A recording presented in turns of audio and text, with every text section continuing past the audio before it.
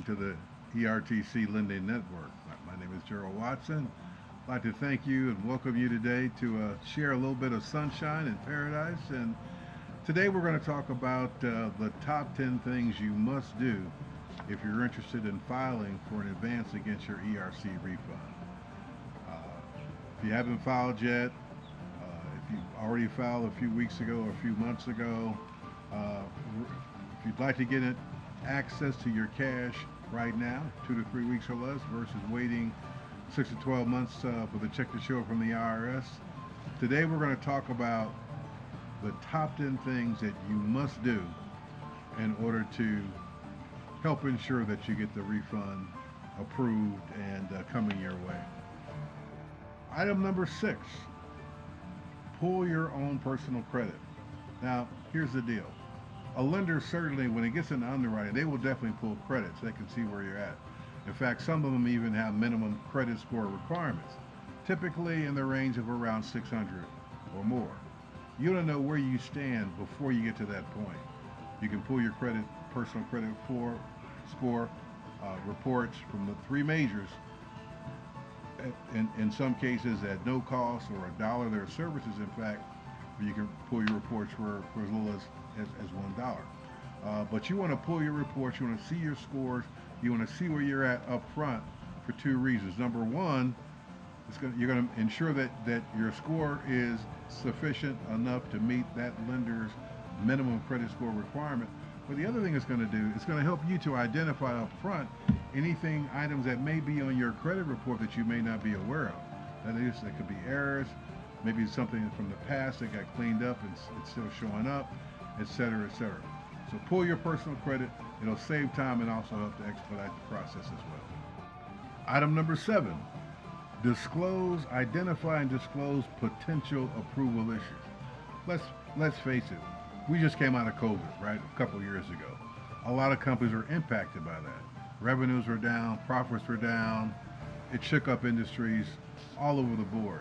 And so it's not uncommon for companies to, along with having declining revenues or being impacted by COVID, to have other financial impacts on the business, from being unable to pay creditors, suppliers, existing loan payments, whatever the case may be. What you want to do is, whatever potential issues that you have, you want to identify them up front, number one, and secondly, be able to address those up front prior to submitting your app package.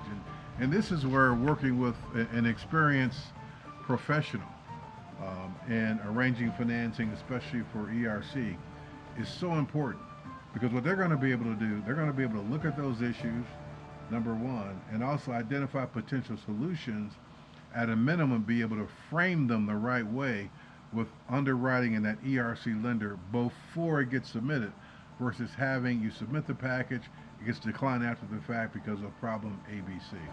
So identify potential issues up front before it gets submitted and address them up front as well. Item number 8, know what the minimum ownership requirements are that need to be reflected on the application. What does that mean? What that means essentially is that every lender requires a minimum percentage of ownership to be reflected. In other words, some require 60%, some require 80%, some require anyone who owns 15% or more to be listed on that funding application. It varies per lender. What you want to know up front is, number one, what that is. Okay, so you'll make sure that if you have multiple owners, that everyone's included on that application. Now, if you're 100% owner, not a problem. But number two, and this is really important, you want to make sure that if you do have multiple owners, that everyone's on board. I've seen situations in the past where you had two owners. One owner was 100% for not just filing but getting in advance. Another one was totally against it. So you want to make sure that up front you know what the minimum ownership requirements are that need to be reflected on the application. And secondly, making sure that everyone's on board. Number 9, and this may seem like a small thing, but you want to make sure that the business is active and in good standing with the Secretary of State and whatever county or state that you're registered in. And Listen, it happens. Sometimes the company's registration, annual business registration may come up, it may expire, maybe you didn't take the time to renew it. It happens, not a big deal. In fact, typically you can renew right online. But in the absence of that, if it has expired and it hits underwriting, doesn't mean you're going to be declined, but it can and will delay the process 3 to 5 days, sometimes longer.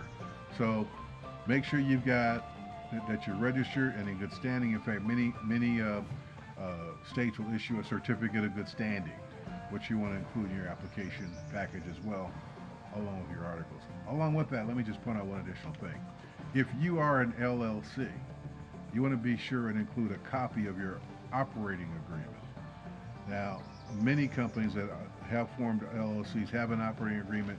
If you don't have one, you can literally go right online, Google operating agreement. Most are pretty standard documents, a couple places to fill in, and we can certainly talk about the requirements for filling it in later, but you want to make sure you have a copy of an operating agreement. If you're an LLC, if you're a corporation, a copy of your articles of incorporation. Number 10, and most importantly, don't be afraid to ask for help. I can't tell you about the number of referrals that we get from clients who sought financing in one form or another, got a decline from a lender only because there's some things that they just, half the ball game is knowing what the questions are. Because if you never ask the right questions, you'll never get the right answers. We're here to help. We have a lot of experience in working with ERC financing. We got a number of financing partners and relationships, and be more than glad to answer your questions and work with you every step of the way.